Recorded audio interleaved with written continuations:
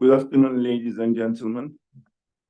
So I will be moderating this session, and also due to miscalculation of my flight, I will be presenting my own paper in that session too. So just speaking it, and then in that context, first of all, I would like to pay my thanks to both Özgür and Rahman. Since we have met through this, as started as APAS, and it has become the 10th anniversary of this conference series. And thanks to them, I have been part of it for the last 10 years, at least being part of the scientific community and further. So it's really a great opportunity to be in the 10th anniversary of that. So in this session, we have papers on Portugal, on Turkey, on Black Sea, and also to some extent Central Asia too, since we will have about this Pakhtun identity. If everyone is here, okay, thanks. Well, we are starting with Professor Paulo, Miguel, Madeira, and Katielle Silva. So you will be presenting it. So it will be a great opportunity for me to learn on Portuguese politics. I have read the abstract on Chega, and also due to the Syrian migration to my country, rising of far right has become a dominant issue in Turkish politics too. So let's see what's on the mirror of Portuguese. There you are. Just to inform the participants, for each person, I will be giving 15 minutes for the talk, including mine. I will remind you when there's 3 minutes left, and also I will ask you to conclude it. Let's continue with Céline Rodrigues. She will be talking about Portugal in the Arctic in the 20th century at the intersection of maritime and human securities in the North Atlantic and Arctic Oceans, on the scenario thinking for the next 12 years, starting from this year. There you go, please. So I'm starting the 15 minutes for you. Huh? Yeah. Okay. Okay. Thank you. Good afternoon, everyone. So let's start. So this project is my PhD project. So this is what I'm willing to talk about and study in the next, let's say, hopefully 2 years. So let's hope that not a lot of changes occur in the meantime. So what I intend to do, and this is the justification, is to place Portugal and to talk about the Atlantic and the Arctic and their interconnection and climate change, because it is really, as we know, hot topics in the 21st century. And so we know that talking about the oceans and talking about climate change is talking about globalization. So they are transnational issues that affect us all. And this is why I consider that there is some originality in this topic, because Portugal can be a plausible actor in that region, and also to make the nexus between climate change, oceans, and security. The conceptual and theoretical framework for this research is to link in a pyramid the green theory, human security, and maritime security, that I will explain a little bit later. And then the methodology, obviously, will be to try to present some scenarios for the scenario thinking, specifically a regional scenario presentation. So not being someone that is looking into a crystal ball and try to find out what can happen in the future. Obviously, it is based on reports that I will mention later also. And then in order to be able to try to confirm those scenarios, I will send some questionnaires recurring to the DeFi exercises to some persons that I will list also later on. So the main question of this research is try to explain which are the challenges of maritime and human securities in the North Atlantic and the Arctic Ocean, respectively, and why this places Portugal in the Arctic in the 21st century. Obviously, it is not possible to answer to this question without having other questions to support this. So this is why I intend to also explain what will be the contribution of Portugal in the Arctic, what does it mean to be in the Arctic, and how to be in the Arctic. And so it will be possible to answer to that also with early conclusions. So talking about climate change, oceans, and security in the 21st century means that we need to understand, first of all, the importance of the Arctic, not only as a regional topic, but also included in what is the Earth system and how it affects us all related to the climate change. So there is something new that I want to bring into this research, is that natural sciences are also important in order to understand social sciences, and that climate change has consequences, as you know, and as we can see at the geopolitical level in different regions. So this is what I want also to approach. It is also relevant to understand the importance also of the oceans within the Earth system and how they are all related. And Portugal, being a country that has been able to interlink the different oceans, it looks like the one that is missing is the Arctic. And obviously trying also to interlink all that with security, specifically maritime in the context of the Atlantic, and human security in the context of the Arctic, and how this all affects Portugal. So there is a correlation of topics that I want to bring in. And for that, as I said, what I call a trinity or a triad is to interlink the green theory that has to do also is related to climate change. So I wanted to bring something new also, and not to focus only on the mainstream theories. I wanted to bring a different insight related to the hot topic of climate change, obviously, and to try to match the three three topics related to the non-traditional security that, as you know, after the Cold War, there was this shift of moving from the traditional security to the non-traditional security, trying to place the persons at the center of the focus of attention and not being a state-centric approach. So what does it mean to talk about challenges in the Atlantic and the Arctic? For the Atlantic, it has to do with maritime security, and here we need to understand what are the threats and what are the risks. And when we talk about threats, it means that we have the situations that are already occurring in the global south and that Portugal has already experienced, and that is why I consider that it can help in the North Atlantic with the transposition of those threats and risks in the North Atlantic, linking to the Arctic Ocean with the new maritime routes, as we will see. So the threats are considered to be the proliferation, armed proliferation, and we have also illegal migration, and the risks are more related to what can pollute and have impact on marine environment. Regarding the human security in the Arctic, obviously we need to understand that the direct impacts are interrelated. So if we have climate change, it means that the ice is melting, and if the ice is melting, then there will be the sea level rise, and this affects obviously Portugal also in its coastal areas.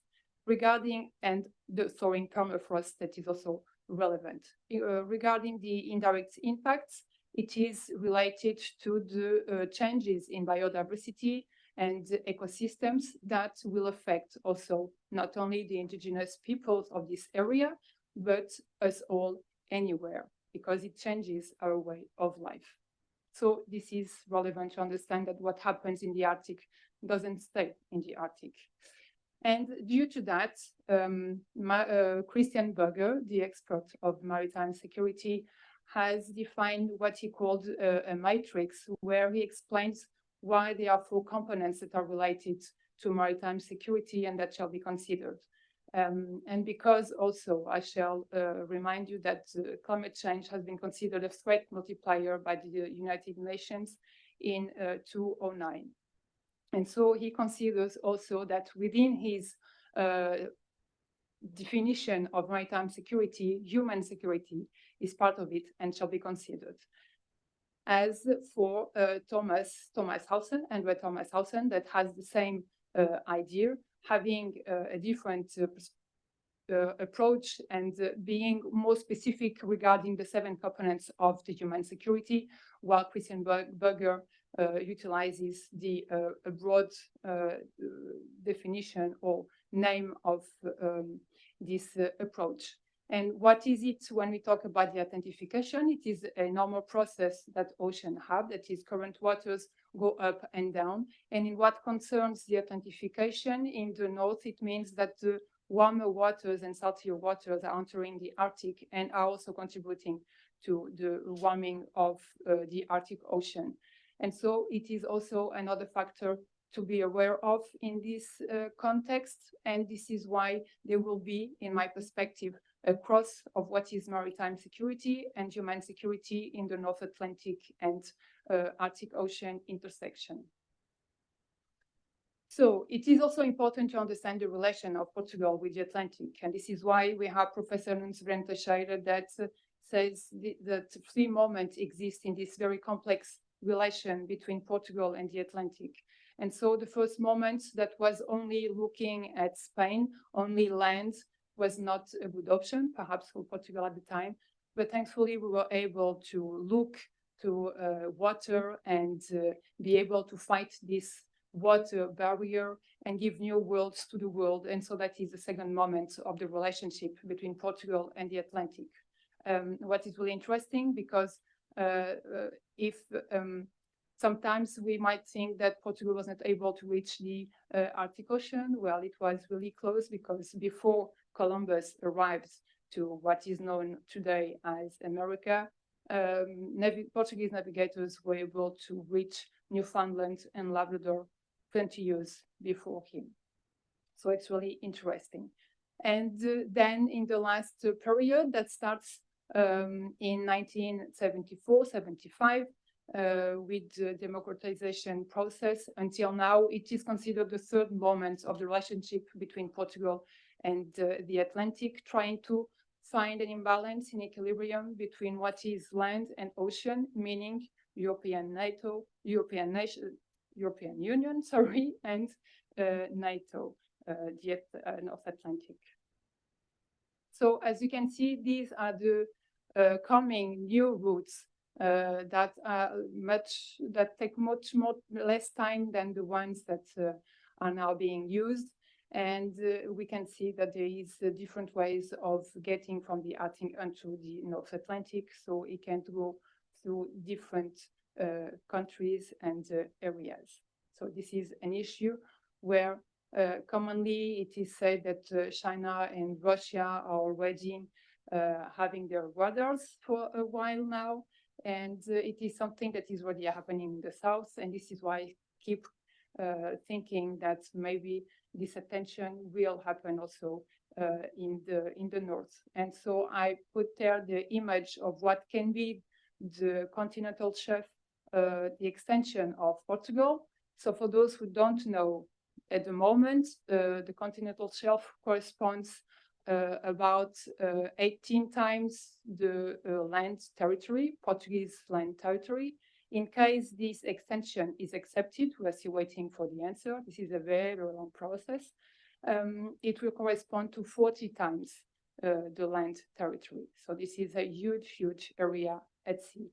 And this is why Portugal has also the obligation of securing its sovereignty. And being a founder member of NATO, I think there is an added obligation and a collective also action in that sense. So the scenarios and the variables that are to be taken into account for developing the different scenarios, where uncertainty is always present, because scientists are not able to give certainties about anything, obviously, And this is a very volatile world, and we never know what can happen. And so this is why I'm also expecting to not take too long by doing this research, because we have many, many reports, global trends reports that are coming out. And so we never know when new ones can be released. And so those are at least for now, so it is not finished, so it is not done yet. So anything can change while I will be developing this research. But for now, this is what I consider, obviously based on, as I said, global trends reports. And now the Arctic countries have been, in the last month, releasing their own defense reports, and they place Russia and China as top priority in their defense. So this is what I will need to take into consideration, and then send some questions with the Delphi exercise to diplomats, persons in the government, scientists, academics, in order to have their insights, whether the scenarios that I intend to present will be, I will not say accepted, but at least to receive their insight and analyze if those scenarios make sense. So it is all in the very early stage, but that is what I intend to do, understanding that all is interconnected, and the ocean, Arctic Ocean is now a NATO Arctic, or a NATO Ocean, sorry, and the Arctic region is being now globalized. It is entering the sphere of globalization. So it is not anymore so far away, it is getting really, really closer. And so this is how I expect to answer to the questions. And what it means to be in the Arctic, it means that being an observer in the Arctic Council, it will allow Portugal to be able to be part of the 6 working groups and develop its multilateralism and internationalization as part of its foreign policy. And now, to conclude very quickly, so the mission of Portugal is considered to be inland and not at sea. And so this is what I hope it will happen, not being a research that is a wishful thinking. Obviously, it intends to have practical impact.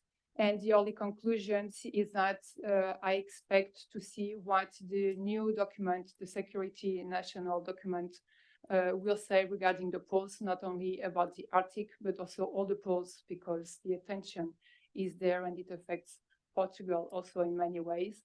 And to see also what will be the document of the new lines regarding the maritime security until 2030, that is being prepared also, in order to see if it matches what I think that is Portugal should look north. It is really important. So that's it. Thank you very much. Thank you very much for this interesting talk. I just like to respond what you have said. What happens in Arctic doesn't stay in Arctic. So I will just respond to that. Arctic is so important not to be left to Arcticians. So it is not just as a globalized issue, but also it is globalizing the world. Attracting attention of all the countries, including my country, because recently, a few years ago, for the first time, Turkey has sent a scientific mission to Arctic. So even it is in our agenda.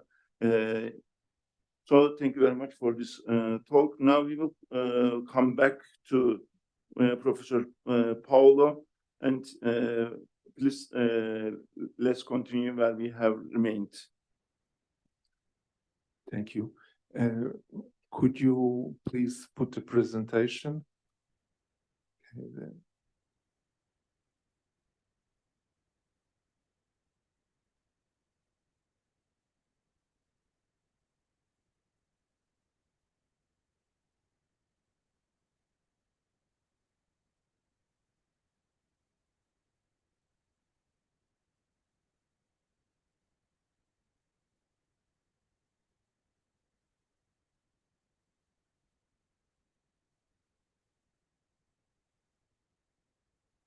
Okay, it's working.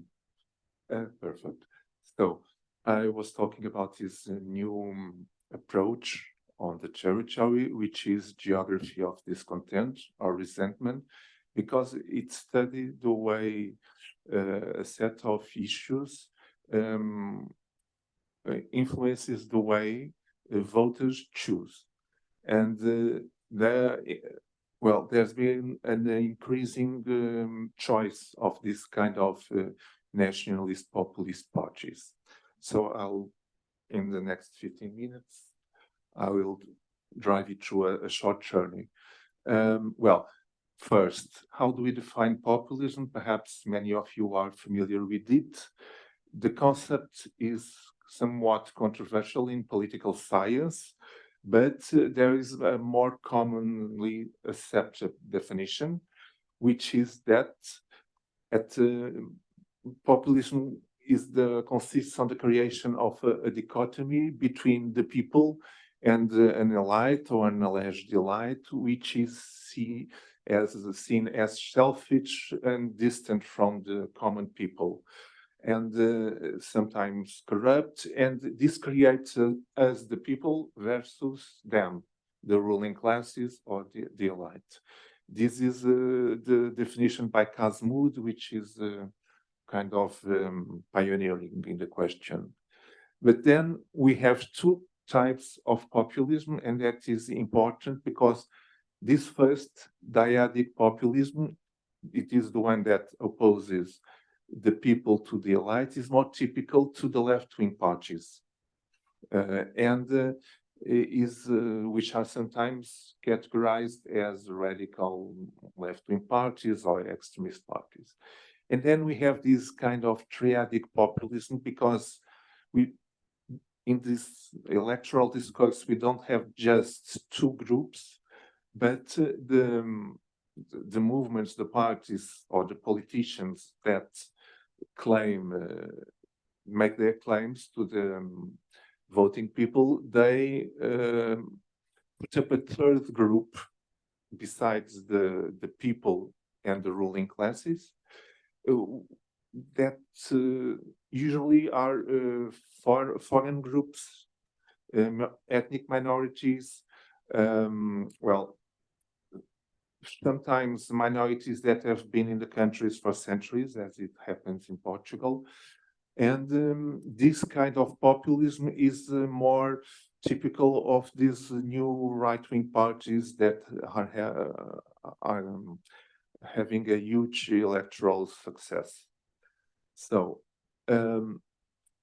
these new rights electoral discourse, what they choose to tell the people, it challenges the globalist liberalism in the name of a set of questions, which are, for the sake of brevity, resumed in the issues relating to sovereignty, cultural and national identity, and on the other hand, the economic issues that are related to the impact of the economic globalization on their countries, and specifically on some territories more than others.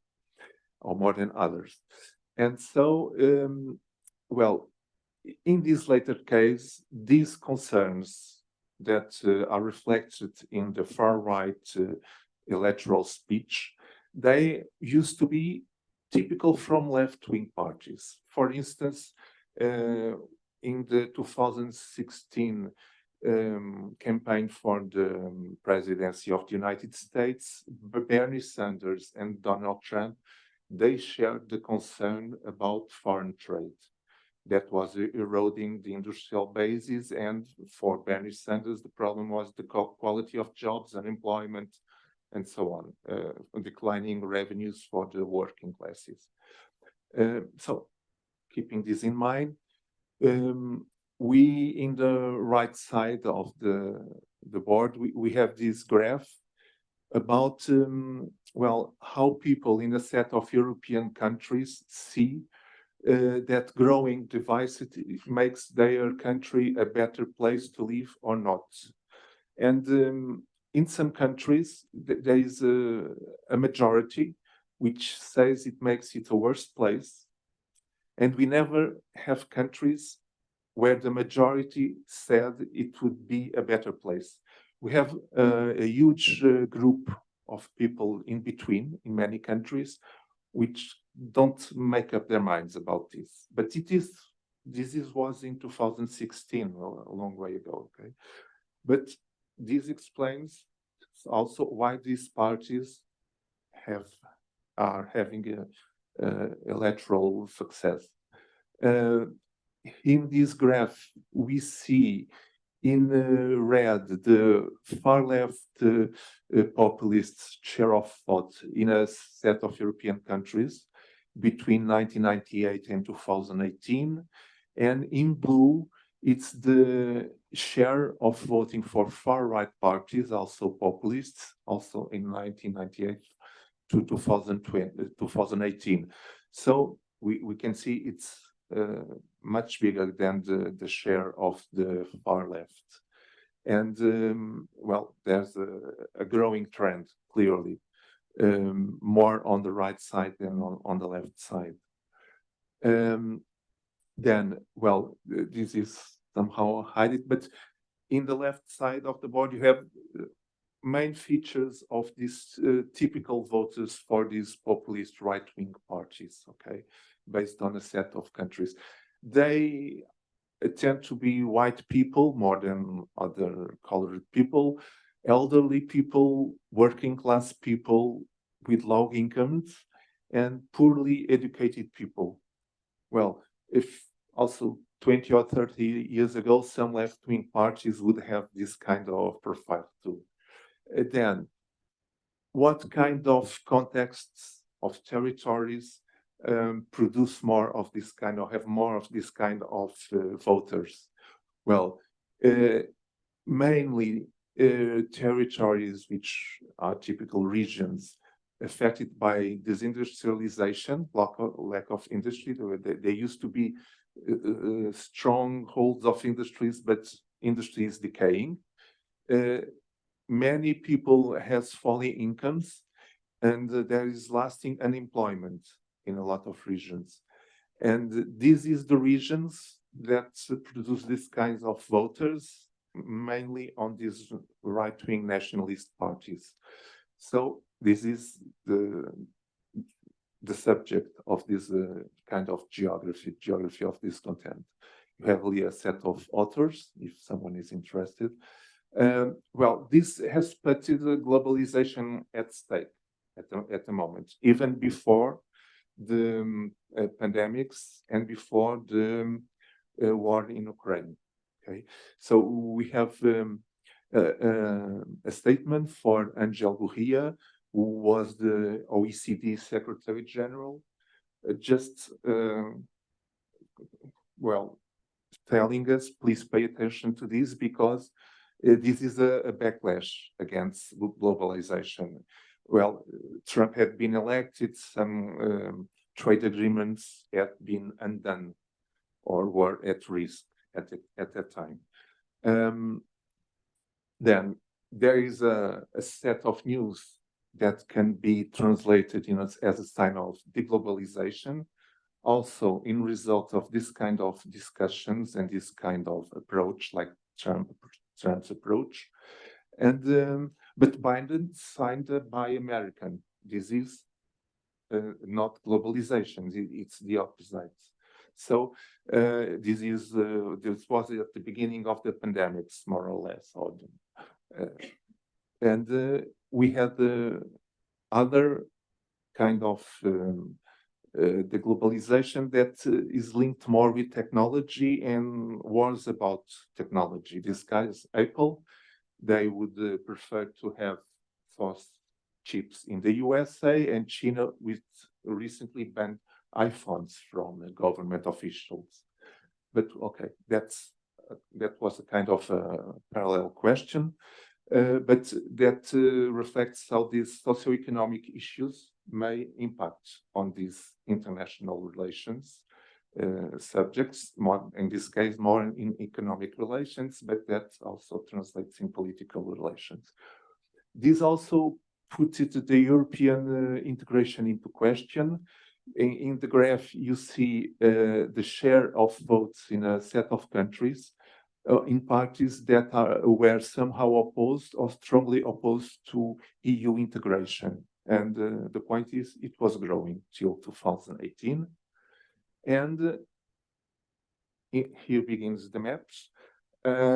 In this map, you can see the share of votes. Well, I don't know if you can read it in parties that somehow opposed to EU integration. In green, well, they have less than 3% of voting share. In dark pink, they have more than 35. Okay, so I have to speed up. Well, this is also relates to differences between territories, because in territories that are more far away from big cities, productivity has declined and revenues also different from other territories. This is reflected in the Brexit vote, where we have the Remain vote concentrated in big metro areas, some other cities in Scotland, and the Brexit vote in peripheries and in the industrial northeast, which had lost a lot because of globalization and the industrialization. It's in France, the voting from Marine Le Pen is also the same kind of logic. Big cities. In blue is the voting for Macron in the 2017 elections. And in gray, in the betweens of the cities, the La France périphérique, we have the voting more for Marine Le Pen, more concentrated in there. So I'm just spinning up. In Portugal, this arose in 2019 with a new party called Chega, which in the first elections it ran to, it elected an MP, a member of the Portuguese parliament. And this happened in a context in which the voting for the central parties of the system, that are liberal parties, Partido Socialist Party and the Social Democratic Party, has been has shown a tendency to decline in this century. Okay, not going to the details, and the non-voters have been growing mostly. Then this speech of this party, it describes itself as a national conservative, liberal and personalist party in its first founding political manifesto. And they had a very liberal economic program, which is the opposite of some other parties in other countries that follow this kind of politics. And they have also an identitary and conservative rhetoric about Portugal. And well, they wanted the prohibition of political and religious practice that offend the Portuguese legal system and European cultural roots. So very clear identity. Well, perhaps many of you don't recognize the map of Portugal. This is the Portuguese municipalities, and the dark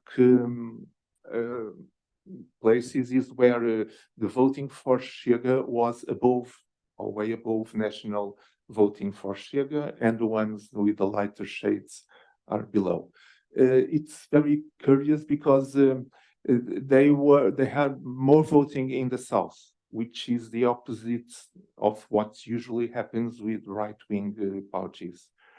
So in this first election in 2019, this arises another question that many of these areas overlap with the voting for the Portuguese Communist Party, which is also strong in the south and in the inner south near Spain. It's Alentejo. In this first election, they have about 1.4% of the voting. In the election for the presidency of the Portuguese Republic, the head of Chega, André Ventura, he applied. He had 12% of the vote, almost 10 times more. And this kind of concentration of the voting in the south, it can't diluted, but remains in the areas of the Communist Party.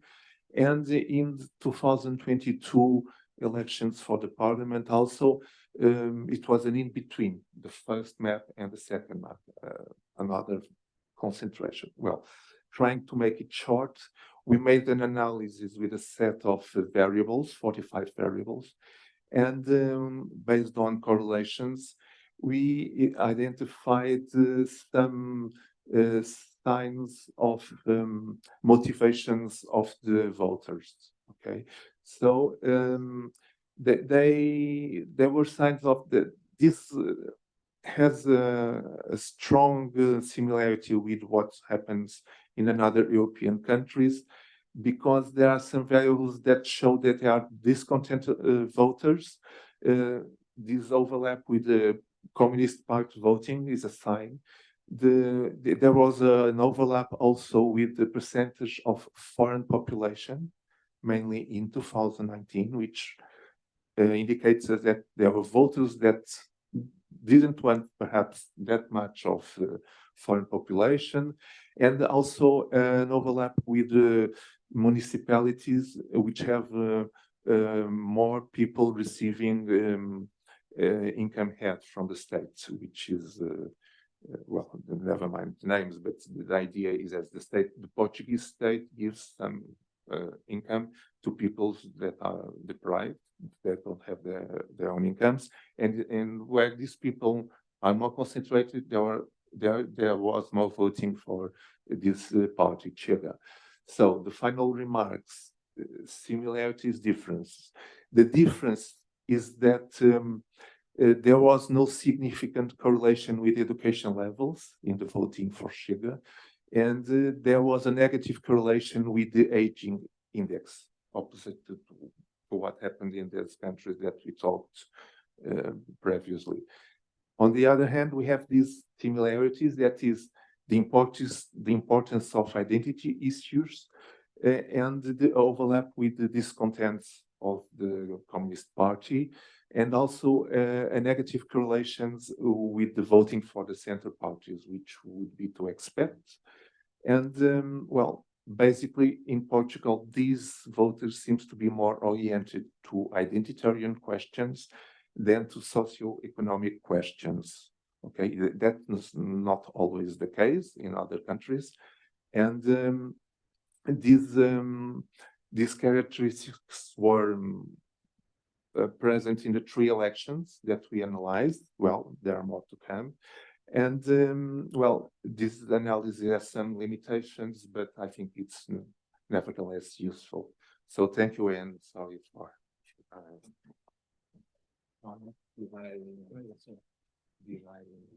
exceeding the time.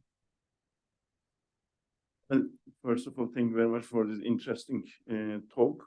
But about time management, it was quite poor, because you have already exceeded another 5 minutes for the technical issues and another for the, well, it's part of yours, not mine. And also, I'm impressed by the organizers that I have to finish up at 5:30. So I will make it taking a few minutes from the others. I will do my best anyway. Now, since it will continue with online as far as I know, Professor Elena Onu, is she online?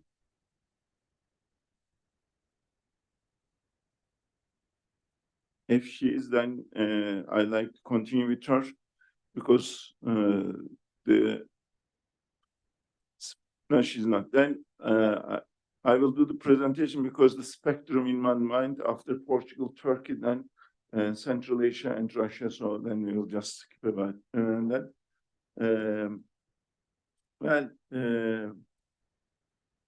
first of all, as I have remarked about the 10th anniversary of this conference series, also Turkey is celebrating its centennial anniversary about the establishment of the republic. So it is really important for any organization, either for a conference or for a country, for a political regime, to keep itself continue as much as possible. So this is why we pay attention to these anniversaries. But regarding also for the human birthdays, so it's not just your own birthday, but when we take it in the family structure, also we pay attention to where you come from, including the parents. So this is valid for the country. So when we talk about the Turkish foreign policy goes back to the at least late Ottoman era, because historical and statistically, Turkey has inherited 95% of the bureaucracy, especially military bureaucracy, as well as the foreign ministry bureaucracy, like the Russian Federation, who has inherited from the Soviets.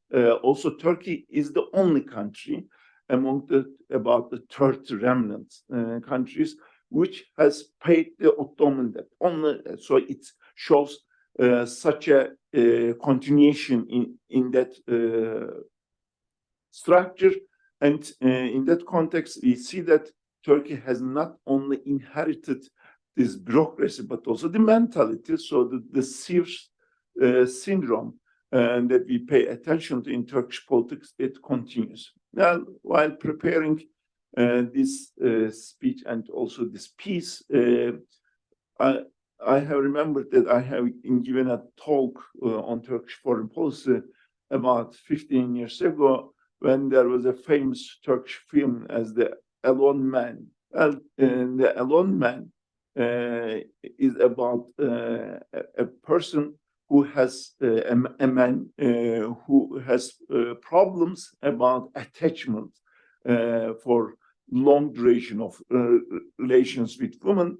That's why he brings this as a case. And also then I really likened it to the Turkish foreign policy and Turkish rhetoric in foreign policy, and also which is really very much connected with the Turkish domestic politics regarding, for example, for the European Union, that Turkey aspires to be a full member for the last half century, but we did not take a long path, to be honest. And in that context, starting with my childhood, who will be about 50 years old next year, and for the last 40 years, I'm alert, even starting with my childhood on Turkish politics, that we are unique. So this is the discourse of the Turkish politics at the domestic level, and when it comes to any kind of alliances, either as European Union or NATO, in any case, when we want to say no, this is, well, if Turks are unique, so the Portuguese, so the Brazilians, everyone is unique, either at the individual level or at the political level. So it is just a villain way of saying no to the matters. That here, another point is that also Turkish foreign policy decision makers and policy makers have really benefited from the discourse that Turkey is a bridge between Europe and Asia, or in general, between East and West. Well, in fact, this has been a proud discourse, but it's not working very well too, because in Edward Said's out of place metaphor, I really liked his book, and also beside Orientalism, and this is really a great work. And it's really a great metaphor at this, and mentioning about Turkish foreign policy. Here, it is not an epistemological matter, but a very ontological matter, because when you are a bridge, you are just in between two places. It could be either Asia or Europe or West and East, but you are not belonging to anywhere. Well, just for my own anecdotes that I have experience. For example, as a PhD student, when I applied to travel allowances of the international conferences, I have several times been rejected that Turkey is neither part of Europe, neither part of Balkans, neither part of Middle East. So where does it belong to my country? But when you say that you are part of everywhere, so it means that you are part of nowhere. It's something like when you mean that you are saying everything, it means you are saying nothing. So it is well in this context. That is why I say that it is not an epistemological matter, but it's a very ontological matter, because when you are out of place, so that's the issue. And in this centennial times, especially for the last 20 years, more than 20 years, when AK Party, Justice and Development Party in English is named, I will just say it as GDP.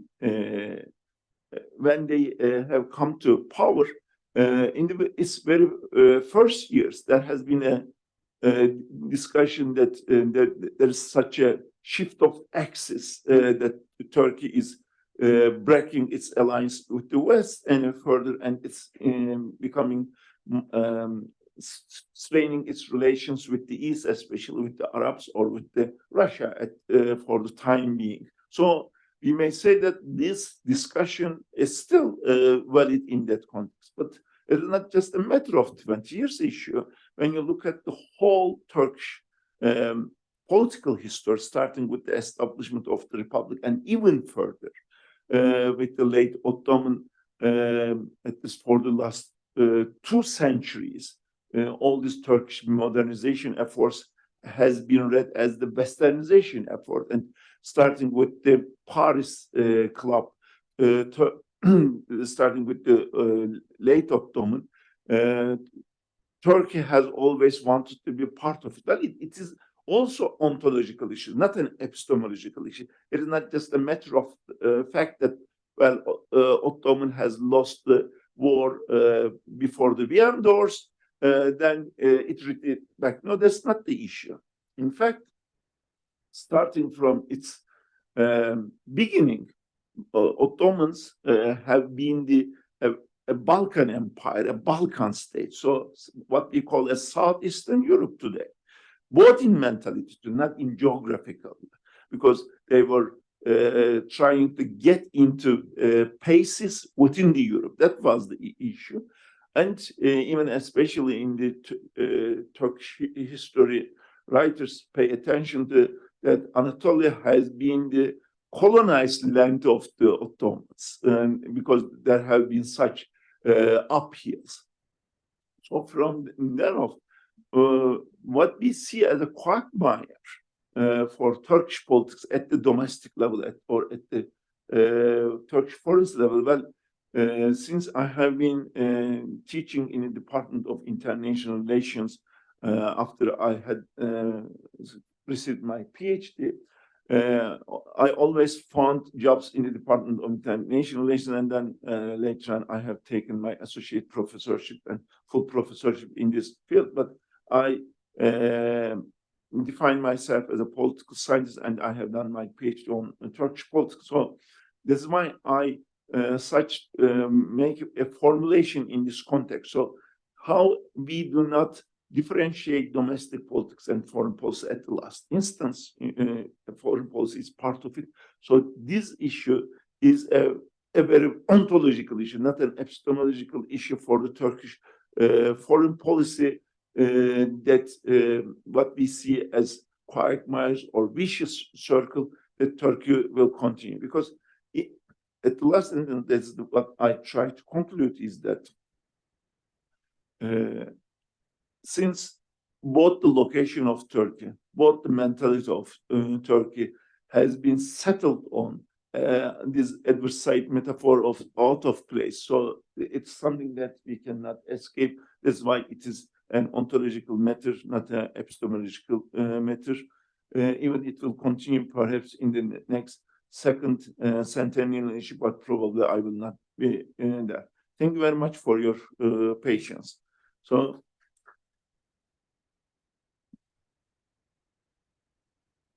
I tried to make this 5 minutes that you have taken, so I give it out of mine. So then, if Professor Priyanka Dutta Chowdhury is online, is she, or is he?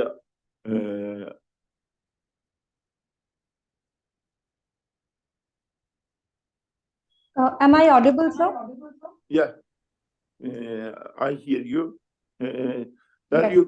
there you go, please. You have 15 minutes as the others. The floor is yours. We will be listening about this Pakhtuns identity from you in between two countries of Pakistan and Afghanistan. There you go, please.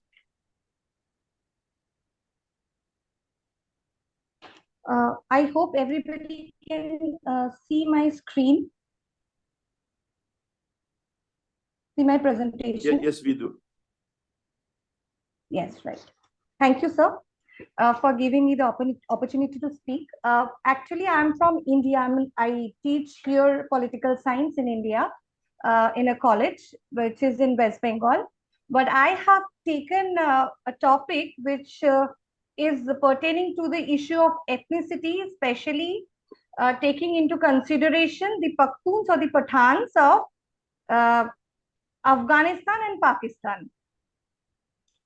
Now, regarding the structure of my paper, I would like to introduce the topic, but conceptualize the issue.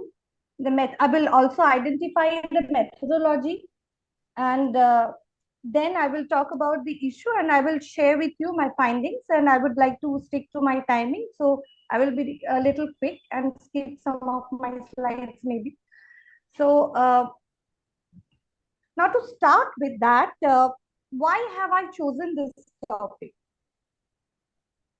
To understand the relevance of ethnic politics in today's world, and I would like to present a case of ethnic identification and its implication in South Asian politics.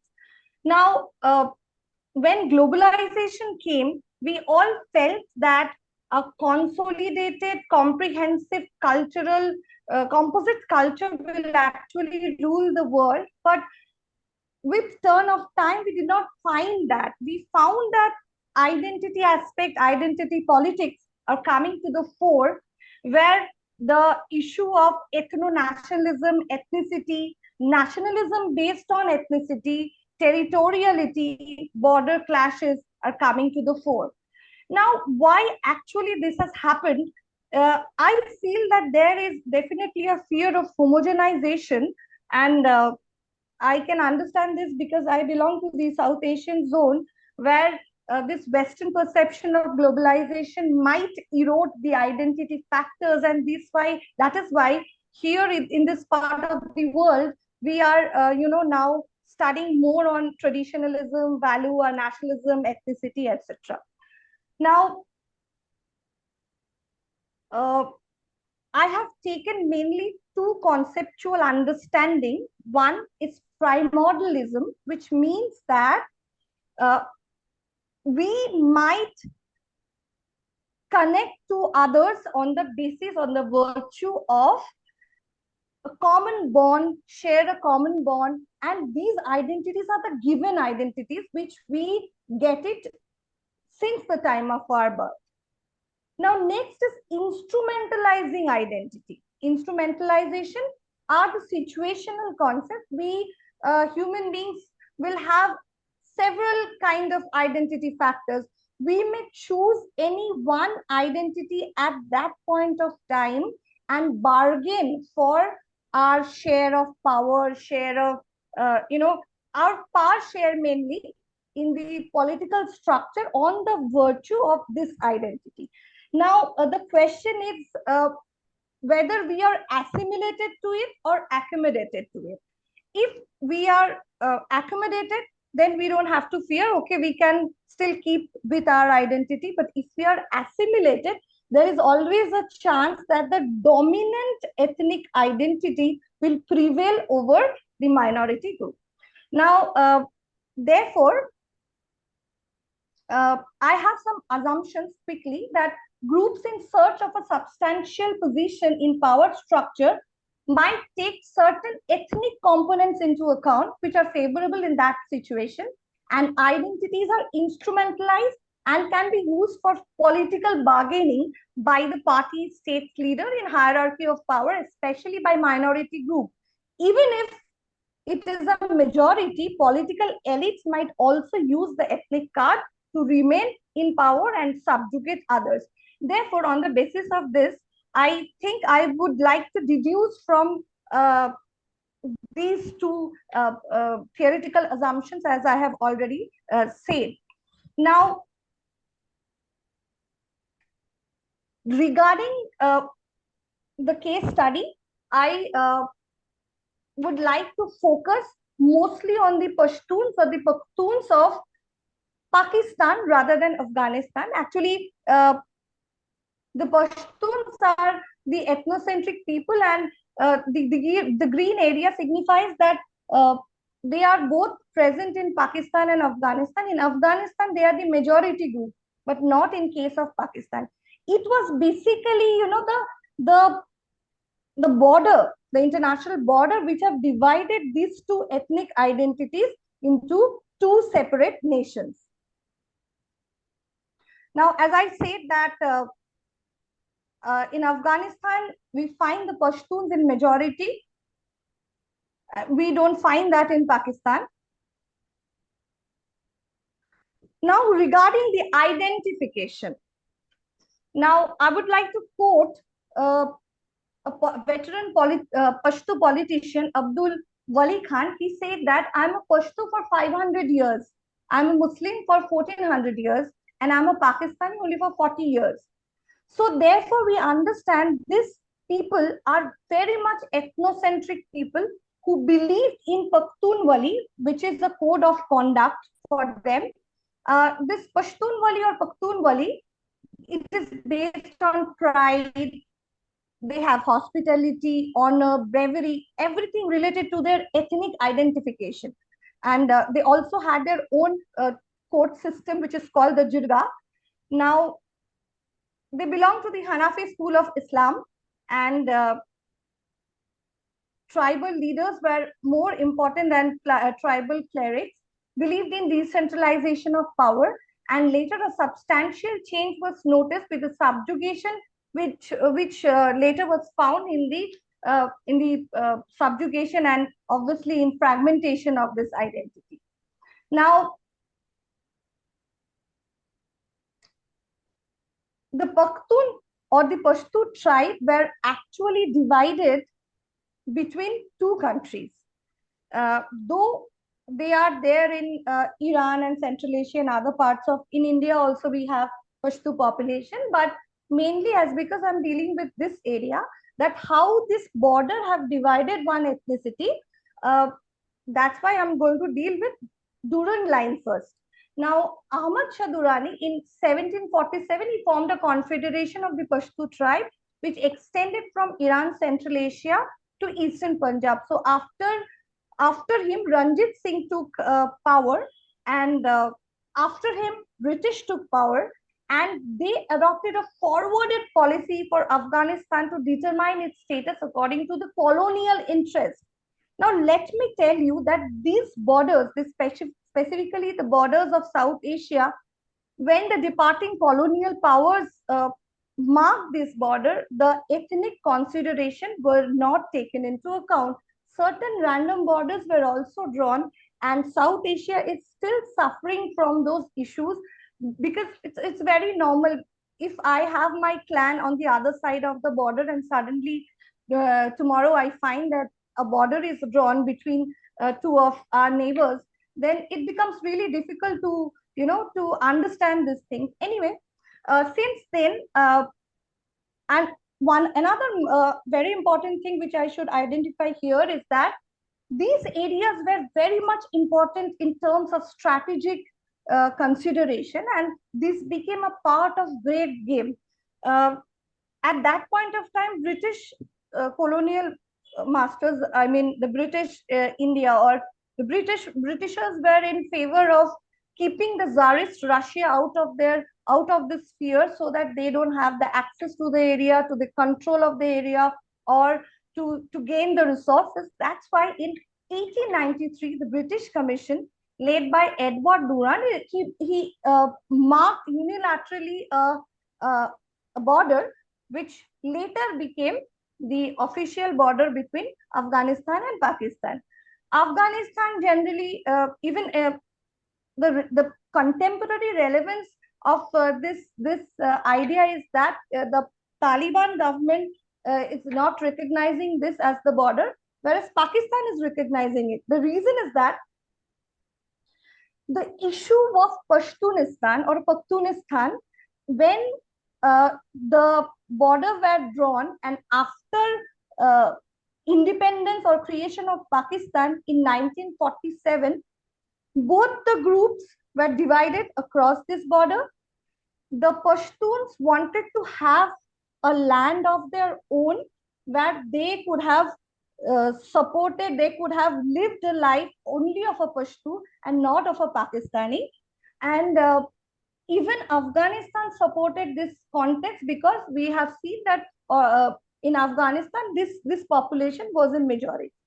Now, in Pakistan, this idea or the claim to have a land of the Pashtuns, mainly I would say came from Abdul Ghaffar Khan with the rise of Khudai Khidmatgar movement.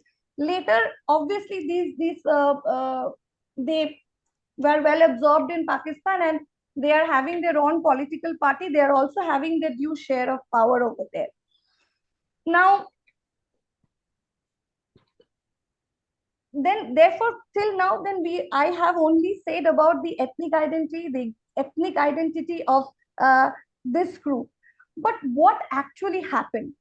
Afghanistan, they always felt that if the Pashto area, which is the northwest frontier province, which is known as Khyber Pakhtunkhwa nowadays, now if that area would have been a zone of Pashtunistan or been included in greater Afghanistan, then they could have access strategically in those areas. But what happened specifically after the invasion of Soviet Union in Afghanistan and after Afghan Jihad, Islamabad, what they did, they joined hands with Afghan people, and they said that they are there to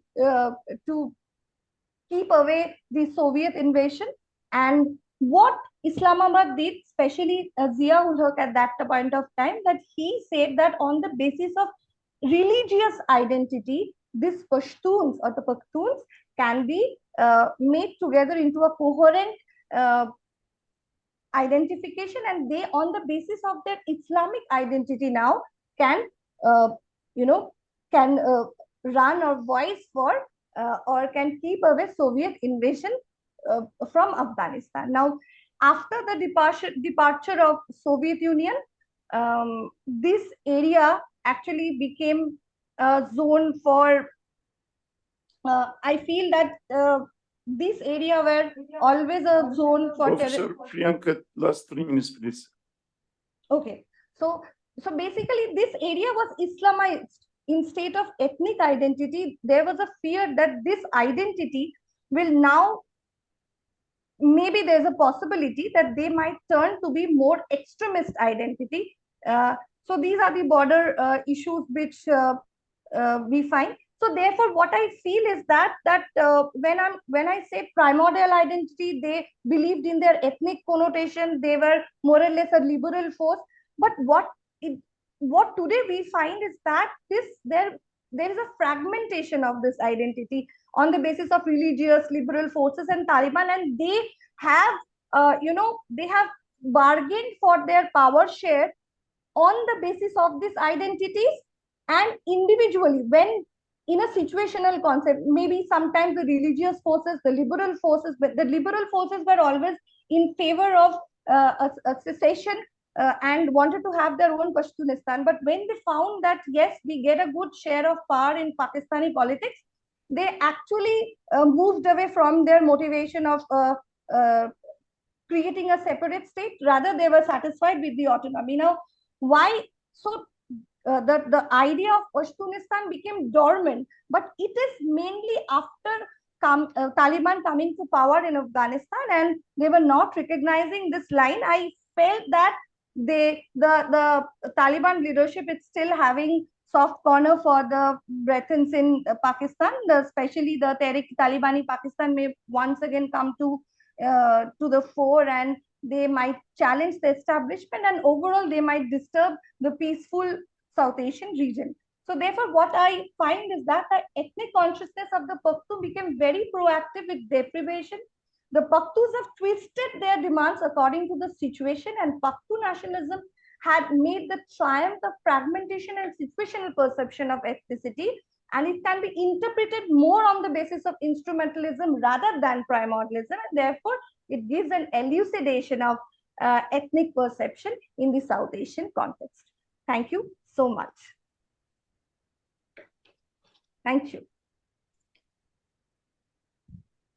Thank you very much, Professor Priyanka, about this identity matter, a very clear case, a crystal example. Now, we will continue with Professor Marintha Miles, if she's online. I'm here. Yeah, okay. Now, Professor Marintha Miles will talk about whether the Homeland Central Asians as Russian citizens, so another identity matter. You have 15 minutes, the floor is yours. Okay, let me share my screen. Can you see my slides? Are you able to see my slides? I'm sorry. Yes, we do. Yes, we do. Excellent. Okay, so today I want to talk about whether the Homeland ethnic Central Asians as Russian citizens. And to start out, I do this research for George Mason University's Institute of Immigration Research, where we're starting a new project on Eurasian migration from Central Asia and Russia after the conflict. I also work for the U.S. Department of Defense, and I want to clarify that this is not my comments today do not reflect the Department of Defense's stance or the opinions of the U.S. government. So this is for the Institute of Immigration Research. So migration to Russia from Central Asia has been researched and analyzed and instrumentalized for development projects since the collapse of the Soviet Union, and this has resulted in a lot of academic research, books, and articles to talk about the many problems of migration to Russia. However, that doesn't look at the large number of Central Asians who become citizens of Russia and really thrive in that environment and really have strong ties and consider themselves, by all accounts, Russian rather than Central Asian. And so I want to look at this a little bit today as how the conflict has maybe changed that and maybe not. It's not clear. So this is a new avenue of research. Just look at the scope and scale of Central Asian migration to Russia. If we look at, let's see, let's see, start the slideshow here. So the Central Asian Russian citizenship from 1992 to 2002, it wasn't that big. And if you look at the Kazakhstan one, that's different. There's a lot of citizens returning to Russia after the collapse of the Soviet Union. But that trend continued and has increased over the last couple of decades. So we look at annual legal immigration to Russia from 2013 to 2018 from the different countries from Central Asia. And you see that it's continued to climb depending on the country. And then Central Asians granted you Russian citizenship up to 2022. You see that increases, especially among Tajiks, even though there is a smaller percentage of migrants than compared to Uzbekistan, which has the greatest population in Central Asia. And so there was a perception that there would be a mass exodus of Central Asians from Russia after the beginning of the conflict, but that didn't seem to be the case. There were people who left, but the majority stayed. That's their homeland. Their children speak Russian. They're very happy there. They have businesses. They have school. They see it as a land of opportunity. People I have talked to see it as a land of opportunity. They feel that Russia beats them. And some Central Asians in Central Asia feel that they are obligated to fight because their families members there are obligated to help the Russians because this is the place where that they've lived and it has provided so much for them.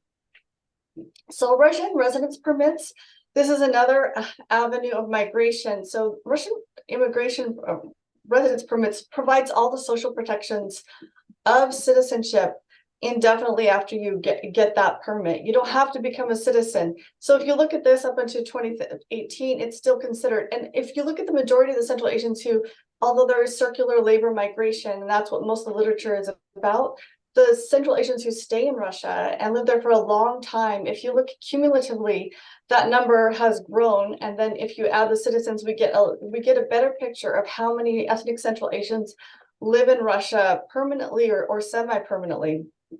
So this is Russian work permits issued. So this is different. This has to be renewed. It's not the same as a residence permit, but this is still continued to grow up until 2018. So I'll just run through this data real quick. But Central Asians in Russia in 2022. So this is if you look at the percentage, and this is the low end. So I'm looking at the low end of the statistics, and all of this data comes from Rosstat, the Russian data, and other Central Asian data as well. So labor migration, you end up with 5 to 10% of the population of Kyrgyzstan living permanently in Russia, 5 to 8% of Uzbeks, up to 20% of Kazakhs, and up to 20 to 30% of Tajiks permanently residing of their population living in Russia. So I'll use that Tajikistan as a bit of a case study here because it is such a great percent of the population. So legal immigration to Russia from Tajikistan from 2013 to 2018, it's only gone up. And then if you look at the spike from 2012 to 22, you see what went down during COVID, then it spiked back up in 2021. So you see the citizens of permanent residence and then the total immigration. And then Tajiks gaining Russian citizenship up to January 2023. And then that would have a cumulative effect as well. So it's quite substantial. So that would then, of course, have a strong political impact and as a strong influence and identity of people who decide to stay there, even though they have transnational ties, both at home in Tajikistan, but also among diaspora groups in Europe and in the United States. So it looks more like this. So it may be a little bit higher. So you've got about 10% of Tajiks have residency permits, labor permits about 10%, about 5 to 10%. This is the low end, 5% Russian citizenship. It's probably more along the lines of 10%. So then that gives you about 70% of the Tajik population staying in Tajikistan and 30% who have dual citizenship with Russia and are allowed to do so by law, Russian law and Tajikistan's law, living in Russia.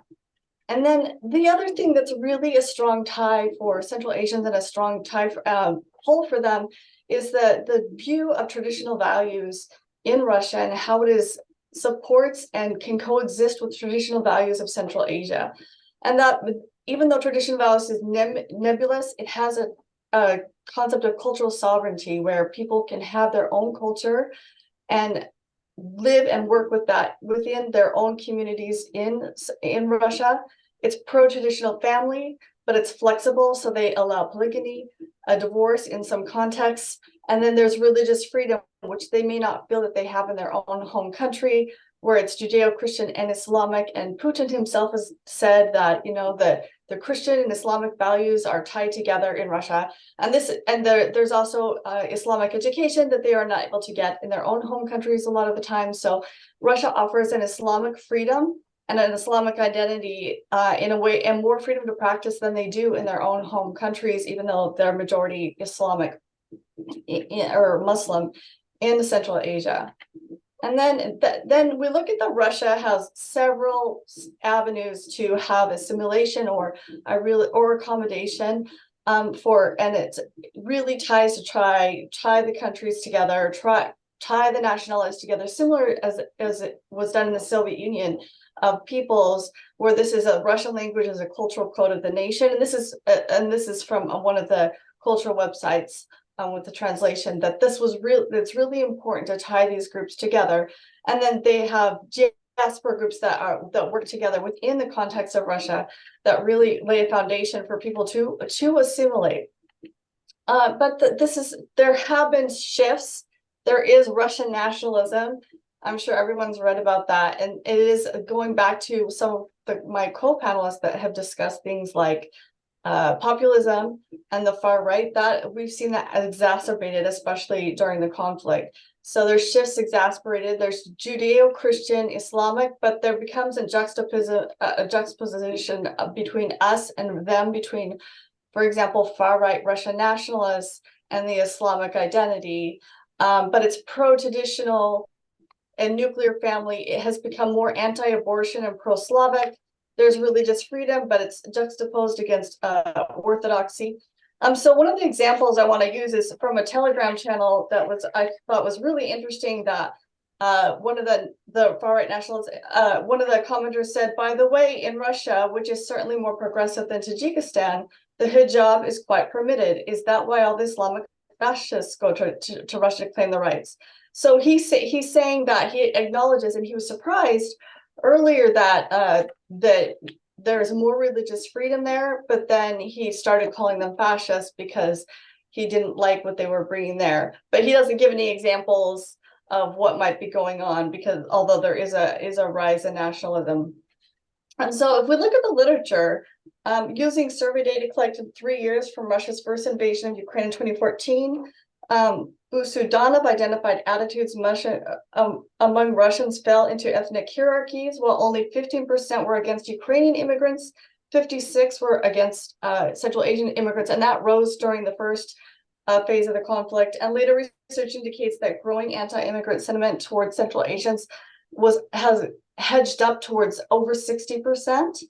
And Gerber and Zaviska found that strong pro-Russian sentiment among migrants from Kyrgyzstan, including a preference for Russian government and admiration of Vladimir Putin.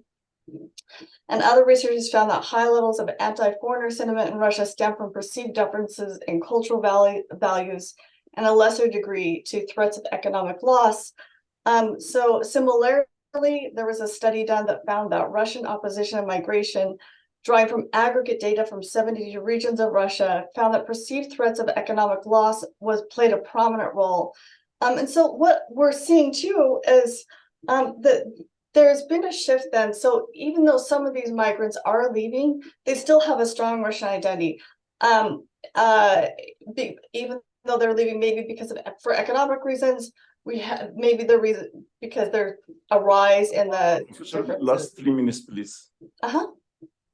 Last 3 minutes. Okay, please. so this is just one of the example of the Russian far right saying that if your neighbor's a migrant, you should take them to a military enlistment office. And I found it among interviewees that they even though some left, they didn't want to be drafted into the war, they still identified with a strong positive view of Russia. And so the new lines of research would be identity formation and flexible citizenship among these Eurasian migrants who are leaving Russia to go home or going to Europe or going to the US. And Studemeyer explained that flexible citizenship as the ways people seek out to use multiple citizenships and identities to navigate transnational geographies. And so anecdotally, and this is where the new line of research comes in, is a lot of the Central Asian migrants who are, for instance, coming to the US, and we don't have those numbers available, but the Institute for Immigration Research is working on that so we can get the data and be able to correlate it, that some among Central Asian migrants are coming in with Russian passports, and then they claiming asylum based on ethnic disparities and ethnic persecution while they're in Russia, but at the same time becoming more pro-Russian and anti-Ukrainian because of economic barriers once they get to the United States. And then finally, so in conclusion, looking at citizenship, it's a change, but there's still an accelerated juxtaposition between Russian and Western value narratives between migrants. And then we don't know what will change in the future with security concerns and migrants going back home from Russia. like Afghanistan terrorism or Russian security. And then it may drive more home in the next year because of economic decline and the falling ruble. And with that, I'll close.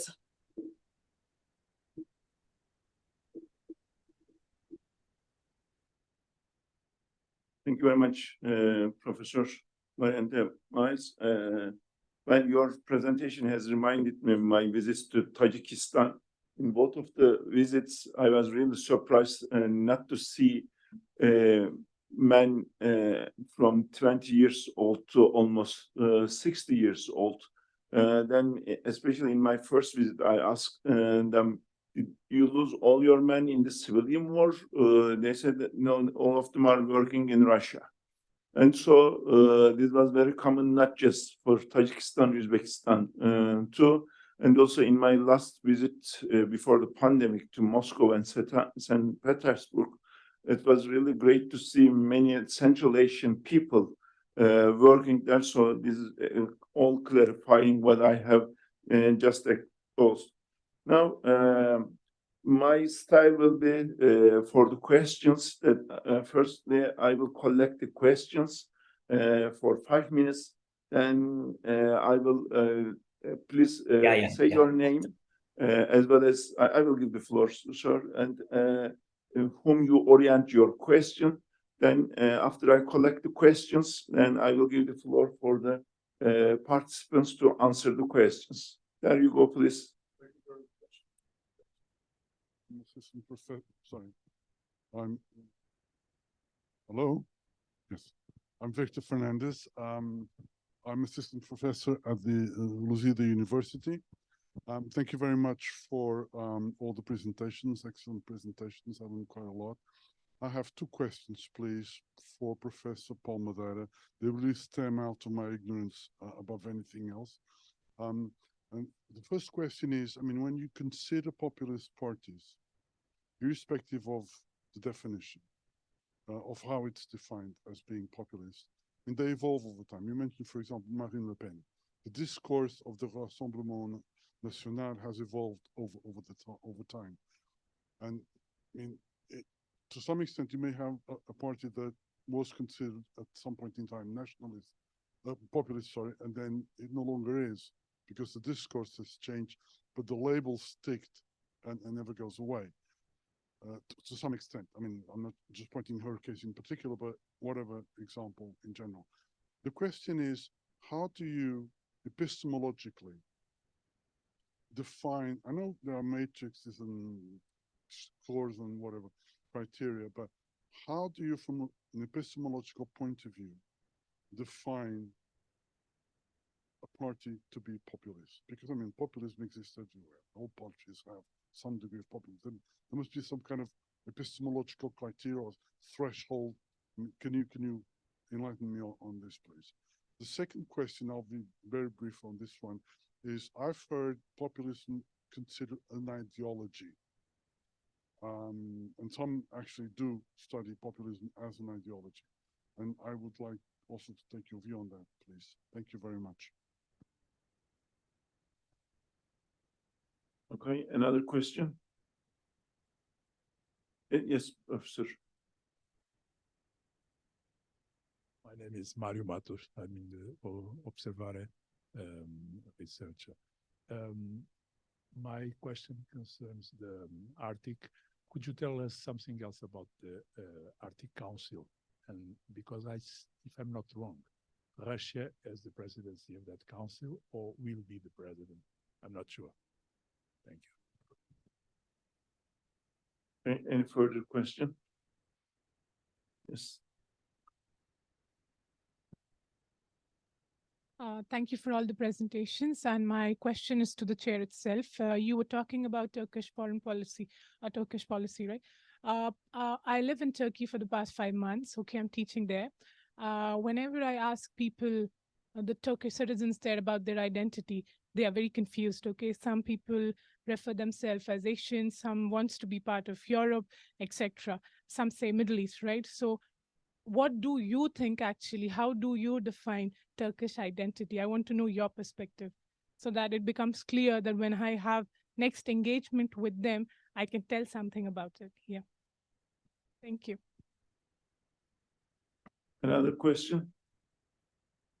No question? Okay, then let's start answering the questions on this queue.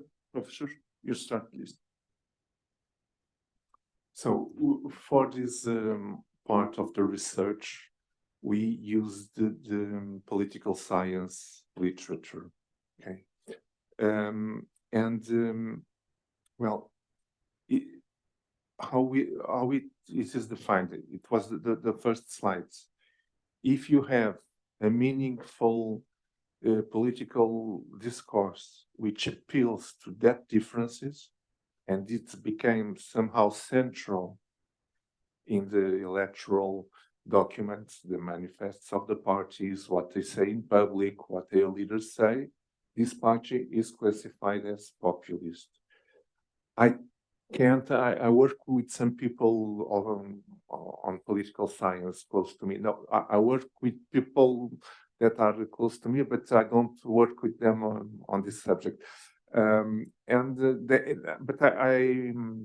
so they have quite a set of criteria and techniques, and they explore these discourses to classify the parties. Okay, in the case of Chega, we read the political manifesto, and there are parts of it which are clearly populist from this point of view of the dyadic and triadic populism. Okay, because it resources to these categories, and even if in the case of identity it is not that central in the program, it is there, it was there in the manifesto, but we all know, people who live in Portugal and follow these questions, that André Ventura just popped up in the public political space when he talked about Roma or Gypsy people, okay? When he was running for the municipal elections in Loures by the PSD, the Social Democratic Party in Portugal, which is in fact a liberal party. And he was put there by Pedro Passos Coelho, and from then on, he had no limit.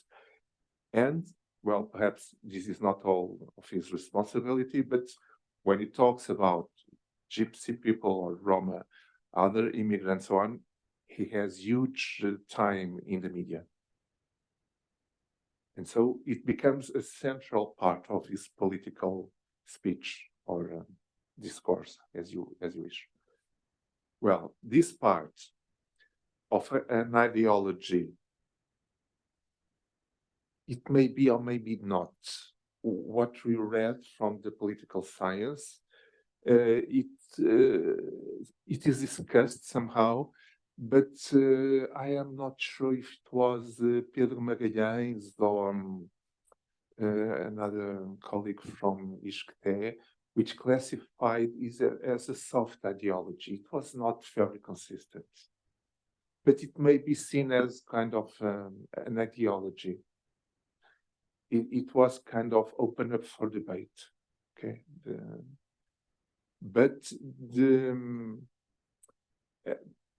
Another thing that I would like to stress or to point out is that sometimes these parties, and it was in the literature, the leaders of these parties, they don't have clearly an ideology. They are just on the market for voting, okay?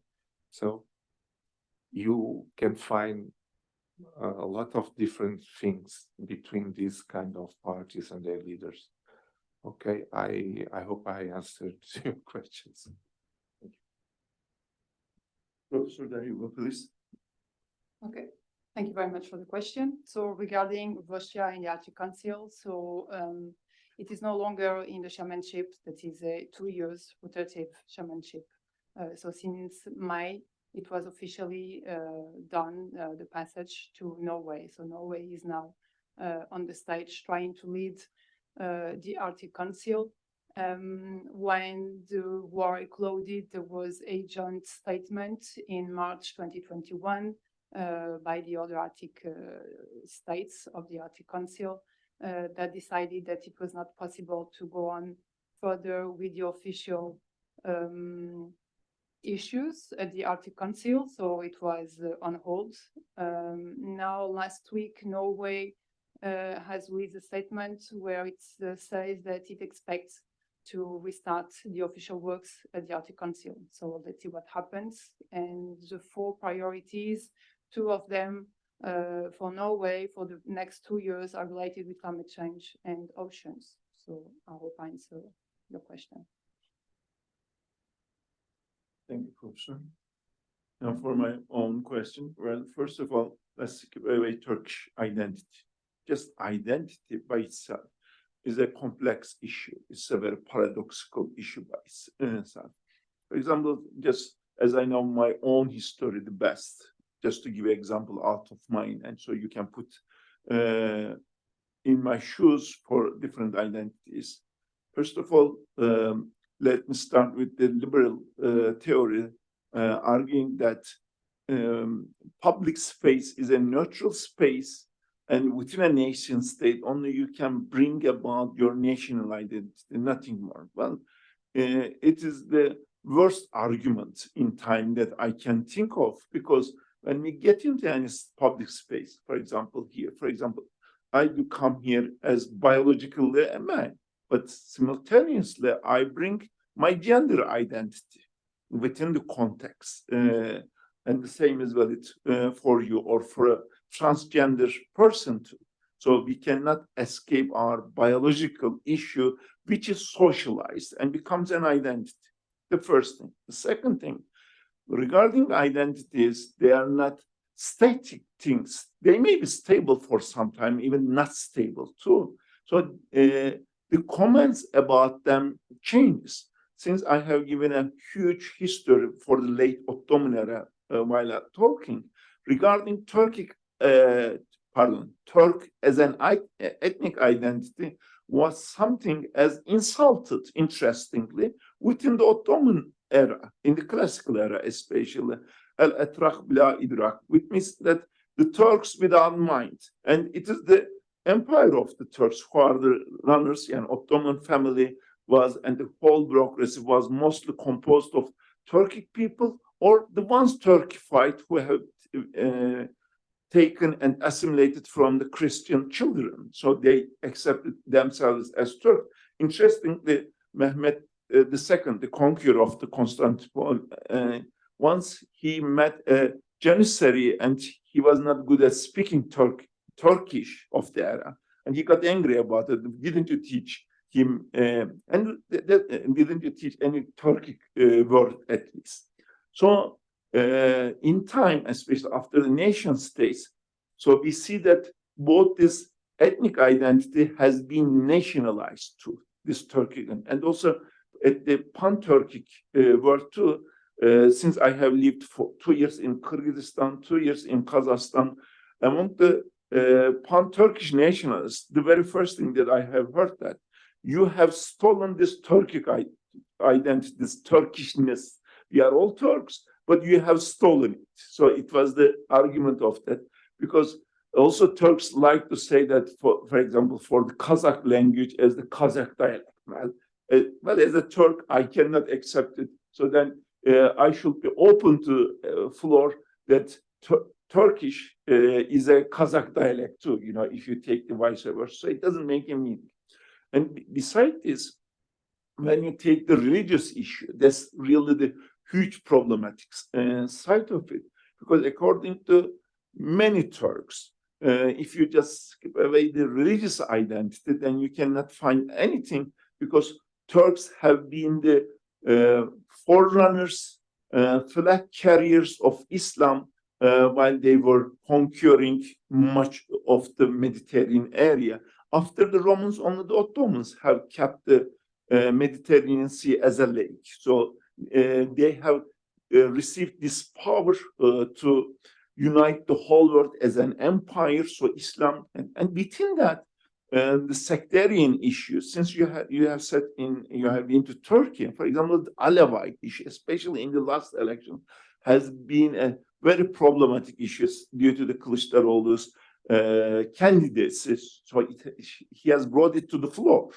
And besides this, since I have given in the classical age to Janissaries, Janissaries, in their assimilation process from Christianity, they were taken as an Alevite within the subsectarian issue, they are Bektashi order. And for example, this Gulbank of the Janissary, the rhythm of they are saying in order to be accepted to the Janissary army, so they say all these Islamic things, but in an Alevite order, interesting. So when we are talking about Turkish identity, as I said, again, we come with a very ontological, not epistemological, but a very ontological, very divided. So I have to take into consideration also within my abstract with Mexico, Huntington's, this torn country, when it comes to the identity issue, it really stems on that. I do agree with that. But it's not just for Turkey. Turkey is a very crystal example of this identity conflicts, that's for sure. But as we have listened from the Priya, also this Pashtun identity or Afghan identity, it's a very conflictual issue at the last instance. Thank you very much for your question. I hope the answer satisfies you.